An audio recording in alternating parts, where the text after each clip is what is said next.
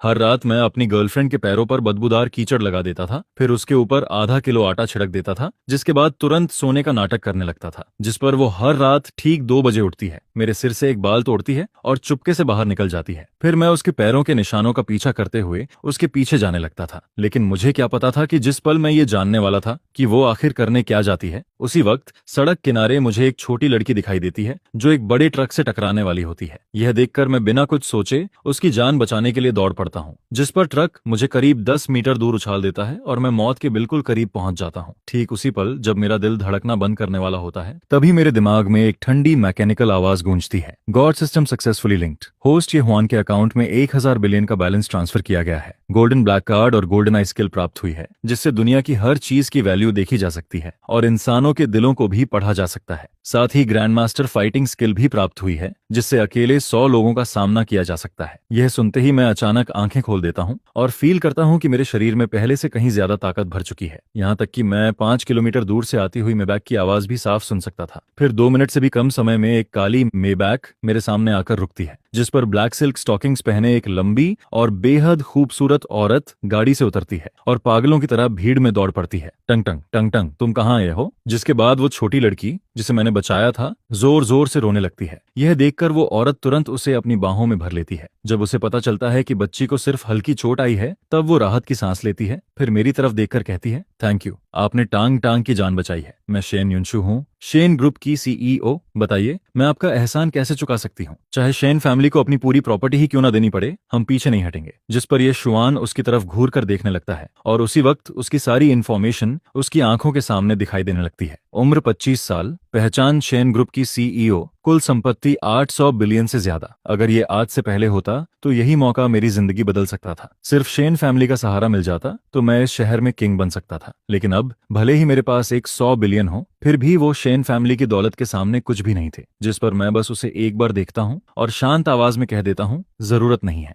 फिर मैं बारिश भरी रात में वहां से चला जाता हूँ। शेन युनशु मेरी जाती हुई पीठ को देखती रहती है, फिर पीछे खड़े असिस्टेंट से कहती है, 3 मिनट के अंदर मुझे उस आदमी की पूरी इन्फॉर्मेशन चाहिए। वो मेरा लाइफ सेवर है, मैं उसे ऐसे गायब नहीं होने दूंगी। इसके बाद ये शुआन अपने घर वापस पहुंच जाता है, फिर दीवार पर लगी अपने पेरेंट्स की तस्वीर को घूर कर देखने लगता है, जिस पर गोल्डन आई की रिकॉल एबिलिटी एक्टिवेट हो जाती है और कुछ ही सेकंड में मुझे पता चल जाता है कि मेरे पेरेंट्स की मौत के पीछे असली कल्पिट मेरी सौतेली मां क्वियन युलन थी। वहीं मेरी गर्लफ्रेंड जो मेनगजियाओ भी हर रात चोरी छुपे किसी रिच यंग मास्टर से मिलने जाती थी, जिस पर मैं मन ही मन फैसला कर लेता हूं कि सबसे पहले केन युलन से हिसाब चुकता करूंगा और उसके बाद झाओ मेनगजियाओ और उसके उस रिच बॉयफ्रेंड की जिंदगी बर्बाद कर दूंगा। मैं उन्हें इस हालत में पहुंचाऊंगा कि वो डिलीवरी का काम करने लायक भी नहीं बचेंगे और सड़क पर भीख मांगने पर मजबूर हो जाएंगे। अगली सुबह ये शुएन सीधे ये फैमिली विला पहुंच जाता है। जैसे ही मैं अंदर कदम रखता हूं, तभी हॉल से चीजें टूटने की आवाजें और चियन युलन की चीखें सुनाई देने लगती हैं। मत मारो, मैं सब संभाल लूंगी। मैं ये शुएन से इनहेरिटेंस ट्रांसफर पेपर पर साइन करवा दूंगी, तब ये विला मेरा हो जाएगा और मैं तुम्हारे पैसे लौटा दूंगी।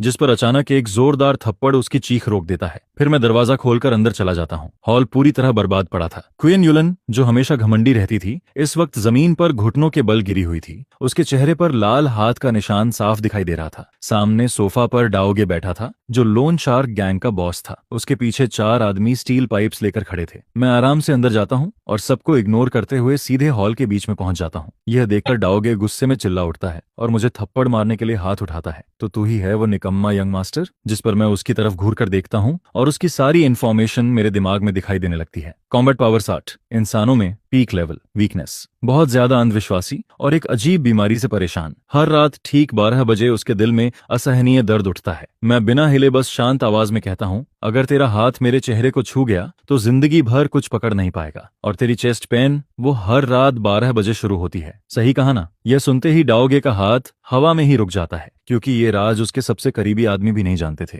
तू ये सब कैसे जानता है? लेकिन मैं उसकी बात का जवाब नहीं देता और सीधे उस कमरे की तरफ बढ़ जाता हूँ जिसे तहस नहस किया गया था। फिर वहां अपनी माँ का छोड़ा हुआ पर्पल सैंडलवुड बॉक्स ढूंढने लगता हूँ, जिस पर क्वियन युलन तुरंत उठकर डाओगे से चिल्लाते हुए कहती है, वो ये फैमिली का पहला वारिस है, उससे साइन करवा लो, तब ये विला आपका हो जाएगा। यह सुनकर डाओगे की आंखों में लालच चमक उठता है। फिर वो गुस्से से चिल्लाता है, इसे पकड़ लो, अगर आज साइन नहीं किया तो इसकी उंगली काट देना। जिसके बाद चारों गुंडे स्टील पाइप्स लेकर मेरी तरफ दौड़ पड़ते हैं, लेकिन मैं उनकी तरफ पीठ किए बस हल्की सांस छोड़ता हूँ। तुम लोग मुझे लड़ने पर मजबूर क्यों कर रहे हो? और बात खत्म होते ही मैं पलटकर एक साधारण साइड किक मारता हूँ, जिस पर सबसे आगे वाला आदमी ऐसे उड़ जाता है जैसे उसे ट्रक ने टक्कर मार दी हो। वो 5 मीटर दूर जाकर दीवार से टकराता है और वहीं बेहोश होकर गिर पड़ता है। पूरा हॉल एकदम शांत हो जाता है। बाकी तीनों गुंडे डर के मारे वहीं रुक जाते हैं। इसके बाद मैं कॉफी टेबल के पास जाकर आखिर अपनी माँ का सैंडलवुड बॉक्स ढूंढ लेता हूँ। फिर उसके ऊपर जमी धूल साफ करता हूँ और क्वियन युलन की तरफ देखकर कहता हूँ, तुम्हें हमेशा घर और ये फैमिली की प्रॉपर्टी चाहिए थी ना? ठीक है, अब ये सब तुम्हारा है। ये सुनते ही क्वियन युलन हैरान रह जाती है। फिर मैं डाओगे की तरफ देखकर हल्का मुस्कुराता हूँ और अपनी ब्लैक कार्ड निकालकर पूछता हूँ, कार्ड मशीन लाई है? हाँ, इसमें कुल 58 बिलियन है, पूरा कर्ज काट लो। यह सुनते ही क्वियन युलन की आंखें खुशी से चमक उठती हैं। उसे लगता है कि मैं उसका कर्ज चुका रहा हूँ, जिस पर वो तुरंत घमंड से कहती है, ये शुआन, अच्छा है कि तुझे अपनी औकात समझ आ गई। अब जब तूने मेरा कर्ज चुका दिया है तो हमारे बीच सब खत्म। अब यहाँ से निकल जा, ये विला अब पूरी तरह मेरा है। लेकिन अगले ही पल दिएब शुआन की बात सीधे क्यान युलन को नरक में धकेल देती है। किसने कहा कि मैं तुम्हारा कर्ज चुका रहा हूँ? जिस पर वो क्यान युलन की तरफ मजाक उड़ाती नजरों से देखता है, फिर शांत आवाज में कहता है, ये पैसा मैंने तुम्हारा कर्ज खरीदने के लिए दिया है, अब से तुम मेरी डेटर हो। यह सुनते ही क्यान युलन के चेहरे की मुस्कान जम जाती है। वहीं डाओगे भी तुरंत सब समझ जाता है और अगले ही सेकंड उसका चेहरा बदल जाता है। वो गुस्से से क्यान युलन को घूरते हुए कहता है, अब तुम्हारा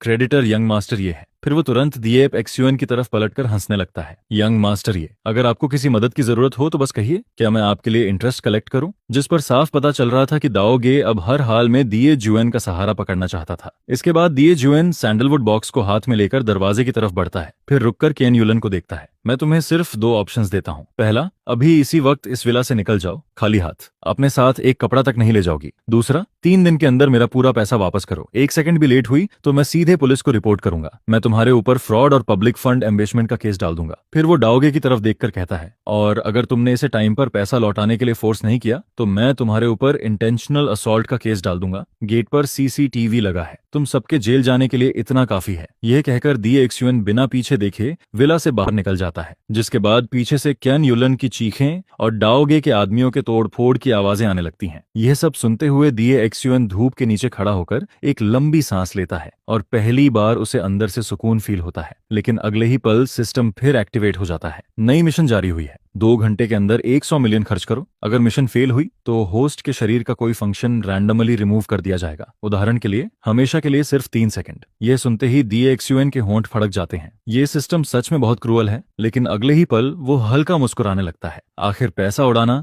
दुनिया का सबसे आसान काम था। जिस पर वो तुरंत एक टैक्सी पकड़ता है और सीधे जियांग सिटी के सबसे लग्जरी मॉल सीबी सेंटर की तरफ निकल जाता है। जैसे ही दिए जुएन टैक्सी से उतरता है तभी एक लाल पोर्श जोरदार आवाज के साथ उसके सामने आकर रुकती है। फिर कार विंडो नीचे होती है और अंदर से उसकी एक्स गर्लफ्रेंड झाओ मेंगजियाओ दिखाई देती है। वो सनग्लासेस उतारकर उसे तिरस्कार भरी नजरों से देखती है। अरे ये तो दिए एक्सयूएन है ना? सुना है तुम्हें घर से निकाल दिया गया और अब डिलीवरी बॉय बन गए हो। फिर यहाँ इस हाई क्लास एरिया में क्या कर रहे हो? यहाँ के गार्ड्स भिखारियों को अंदर नहीं आने देते। जब ये फैमिली बर्बाद हुई थी तब जो मेंगजियाओ ने लाइटनिंग स्पीड से दिएन श्याओन को छोड़ दिया था और तुरंत एक रिच सेकंड जनरेशन हेयर की बाहों में चली गई थी। लेकिन दिएन श्याओन उसे देखकर जरा भी गुस्सा नहीं होता, बल्कि हल्का मुस्कुरा देता है। अच्छा हुआ तुम मिल गई, इस स्पेंड मनी मिशन के लिए मुझे ऑडियंस की जरूरत थी। फिर वो अपना कॉलर ठीक करते हुए हंसकर कहता है, लेकिन आज मैं भीख मांगने नहीं आया हूँ, आज मैं पूरा मॉल खरीदने आया हूँ। यह सुनते ही झो मेंगजियाओ जोर से हंस पड़ती है। तभी कार का डोर खुलता है और उसके साथ एक फ्लैशी कपड़े पहना आदमी बाहर निकलता है। उसने फूलों वाली शर्ट पहन रखी थी और उसकी छोटी आंखें ऊपर से नीचे तक दिए एक्सयूएन को स्कैन करने लगती हैं। तो ये है तुम्हारा डिलीवरी बॉय एक्स बॉयफ्रेंड? वो घमंड से हंसते हुए कहता है। चेहरा तो ठीक ठाक है,